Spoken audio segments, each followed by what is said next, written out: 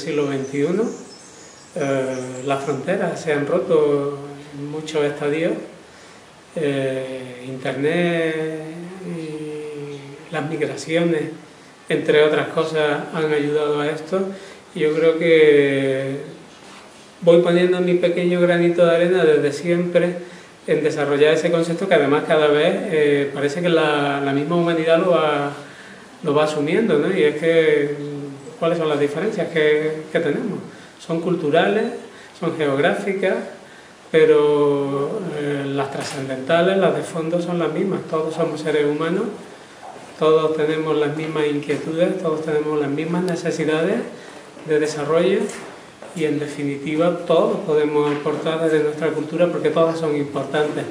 Entonces reconocer la diversidad, pero a través de la unidad nos ayudaría mucho a cambiar un poco el mundo en el que vivimos. Bueno, es una línea que es verdad. No es que yo me lo propusiera en un principio como tal, pero alguien me hizo una propuesta en algún momento y te das cuenta efectivamente que esas diferencias no son tan grandes. Cuando te esfuerzas, cuando tienes que hacer un esfuerzo por buscar puntos en común, acabas descubriendo de esta ciudad, que yo creo que hoy todavía está claro. Lo que debería estar más claro es más que en el subconsciente nuestro, de una manera consciente, sacarlo, porque sé que está ahí, es un poco lo que me pasa a mí. De algún modo subconscientemente lo vamos proyectando, pero en el momento que tomamos la conciencia los resultados son muchísimo mayores. Recuerdo con lo que tú has dicho, ¿no? Son una ciudad totalmente diferente a esta. Yo nací en una casa de vecinos de verdad, que hoy, ahora que estamos en pleno Festival de los Patios, pocos patios recuerdan y son las mismas casas a lo que eran aquellas casas de vecinos, donde las familias compartían espacios comunes, como era la cocina, como eran los propios aseos, el propio patio, las galerías de aquellos patios, y cómo la ciudad se ha ido desarrollando. Una ciudad que ha estado, yo creo, desde mi punto de vista, demasiado estancada, ha tenido un desarrollo muy lento, pero que ahora afortunadamente cuando la visitamos, cuando paseamos por ella, vemos que se ha desarrollado enormemente. Pero creo que todavía necesita un cambio fundamental, que es el de aquí, el de aceptación, el de concienciarnos de que vivimos en un mundo más abierto y estar un poquito... Se va consiguiendo, ¿eh? Lo que pasa es que igual que el aspecto exterior de la ciudad ha tardado mucho tiempo, pero ya ha roto en dar ese cambio, estamos todavía en ese momento de que necesitamos eclosionar. No es hasta casi finales de los 70 cuando descubro la fotografía. Recuerdo porque unos amigos venían de la Feria del Libro y uno de ellos traía revistas, había comprado revistas de fotografía. Y cuando yo descubrí aquellas revistas de fotografía, en aquel momento dije, ya sé lo que quiero ser, fotógrafo. De ahí fui a la escuela de arte, que yo estaba estudiando delineación, no me veía tirando líneas en mi vida, porque yo creo que mi mente no es tan cuadriculada en ese aspecto, es más amplia, y al descubrir la fotografía empecé a estudiar fotografía, ¿no? No me marcan tanto, lo siento, pero no me marcan tanto los profesores que tengo, sino como los fotógrafos a los que llego a través de esas revistas en un primer momento y luego a través de los libros, ¿no? Devoro la compra de libros de fotografía y no me interesaba tanto aprender las técnicas, que de algún modo ya las estaba aprendiendo en la Escuela de Arte y Oficio, sino me interesaba ver cómo los fotógrafos se acercaban a su historia y cómo aplicaban la fotografía a sus sentimientos. Bueno, Gervasio es uno de los grandes, él es de mi edad, entonces en aquellos primeros momentos yo no conozco a Gervasio y por eso me veo reflejado en aquellos fotógrafos extranjeros, son fotógrafos que se acercan a la guerra. Él es igual que aquellos fotógrafos.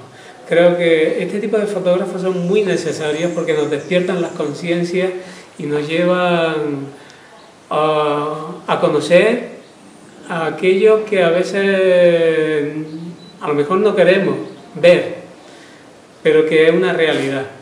Entonces, de Gervasio creo que hace una función más allá de lo que es simplemente documentar y enseñar lo que está ocurriendo en el mundo, sino que él tiene un compromiso con lo que está ocurriendo y con cambiar esas cosas que están pasando. Creo que es de una actualidad tremenda esa imagen, porque nos está resumiendo muy bien en qué mundo estamos viviendo.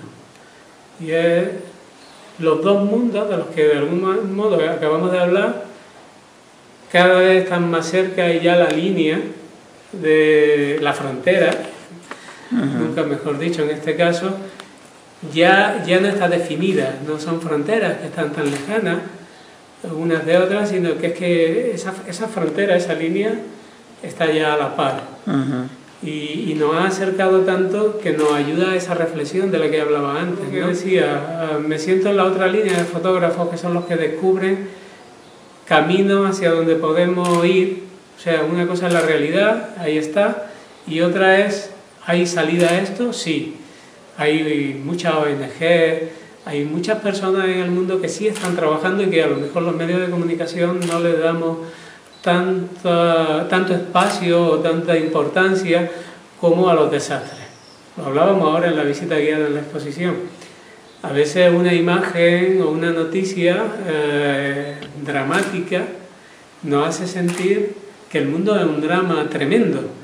Y es verdad, eso es un drama, pero no es toda la realidad.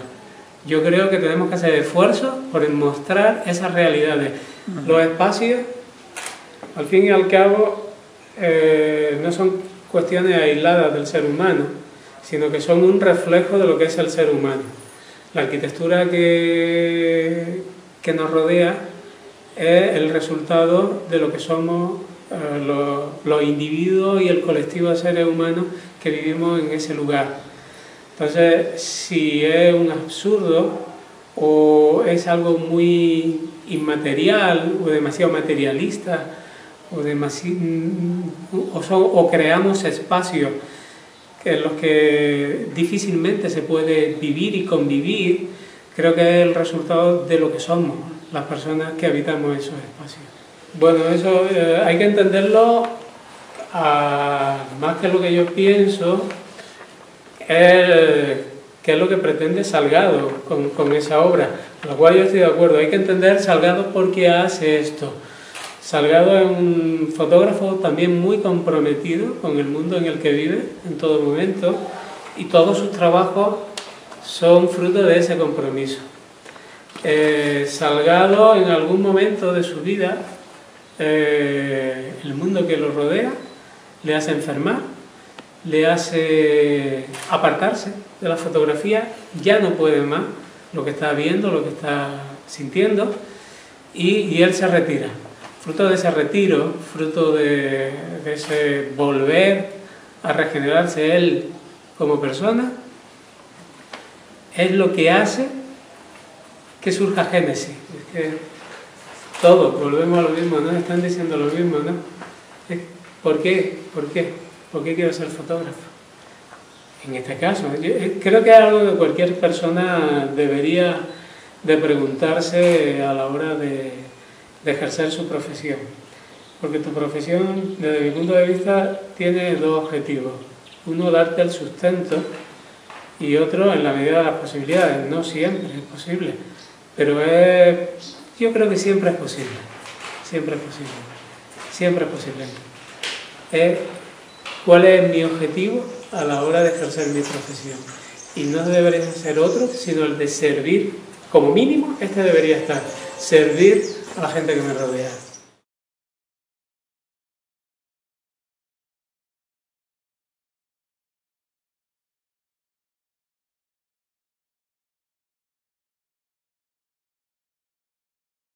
Sabe que normalmente lo que exponemos son obras de artistas árabes o de origen árabe, pero bueno, la Bienal es nuestra manera también de dejar abierta una ventana a la mirada de los españoles hacia el mundo árabe o el mundo musulmán, como en este caso pues va mucho más allá del mundo árabe la exposición. Entonces pues ya os dejo en las manos de Paco, y bueno, si lo que no lo conozcan es el director de fotografía del Diario Córdoba y bueno, gran amigo de la casa. Y... Bueno, sobre todo a mí. Os voy a hacer una pequeña introducción del porqué de esta exposición. Esta exposición, como he dicho, Amira, está enmarcada dentro de la Bienal de Fotografía, en la sesión libre, y a su vez ella me pidió a mí, dentro de ese concepto que tienen de abrir una puerta a las personas. Habitualmente la Casa Árabe está exponiendo trabajos y obras de artistas o personalidades del mundo árabe, y estos espacios son los que dejan una ventanita para que los españoles podamos mostrar nuestra visión sobre el mundo árabe, que también está muy bien. Cuando ella me ofreció esto, digamos que lo primero de esta exposición es la primera vez que yo hago una exposición que esté hecha y adaptada a una sala, en concreto a esta sala. Y en esta exposición son 30 fotografías, 30 obras que recorren desde el Magreb más cercano a nosotros, Marruecos, hasta países tan lejanos como China o Vietnam, donde yo descubro el Islam en esos países de algún modo, ¿no? Es una exposición que, como está adaptada a esta sala, si la sala hubiera sido otra, seguramente las fotografías serían otras o su desarrollo sería otro. La exposición dialoga entre sí, toda ella, y a la vez tiene pequeños capítulos donde las fotos dialogan entre sí. Entonces, ustedes si la ven, lo que es el mundo árabe más estrictamente dicho, pero sí son los rostros que yo voy encontrando en estos países más lejanos, ¿no? Y por ejemplo, como es el caso de Vietnam, que son estas dos señoras, un país en el que ni se me había pasado por la imaginación que el Islam podía estar establecido. Tenemos siempre conceptos preestablecidos de los lugares que visitamos y de repente nos encontramos con que no es todo lo que está en nuestra mente. Periodismo, ¿no? Y el documentalismo. Y en esta exposición podemos ver esto que les voy a decir, porque hay un poco de debate sobre si el documentalismo hoy en día ya ha dejado de tener una función dentro de lo que es una sala expositiva, fuera de lo que son los márgenes de la prensa, ya sea ahora en papel o a otros niveles como es el internet. Y si en estos espacios expositivos tienen un sentido o no tienen un sentido. Yo pienso que sí. Hay un fotógrafo que se llama Eduardo Momeñe, un clásico fotógrafo español ya desde los años 80, de prestigio, y que hacía una reflexión sobre este concepto. Yo creo que eso lo podemos ver aquí. O es un poco lo que yo hago al margen del periodismo cuando meto las imágenes en una sala. Y es que él dice que durante el siglo XX los fotógrafos documentalistas hemos viajado a los lugares para mostrar esos lugares. Y ahora que parece que el mundo ya conoce bien todos estos lugares por lo que sabemos, porque hay millones de imágenes, porque todos viajamos más, porque Internet ha abierto ahí una ventana, nos ha abierto una ventana al mundo, y es muy difícil que no conozcamos algún lugar o que reconozcamos algún lugar. Él dice, y yo estoy de acuerdo, al fin y al cabo es un poco lo que yo hago, el documentalismo ahora está más vivo que nunca, porque lo que hacemos es, vamos a los lugares para reflexionar, para ayudar a reflexionar sobre esos lugares, en qué mundo estamos y hacia dónde queremos ir, ¿no?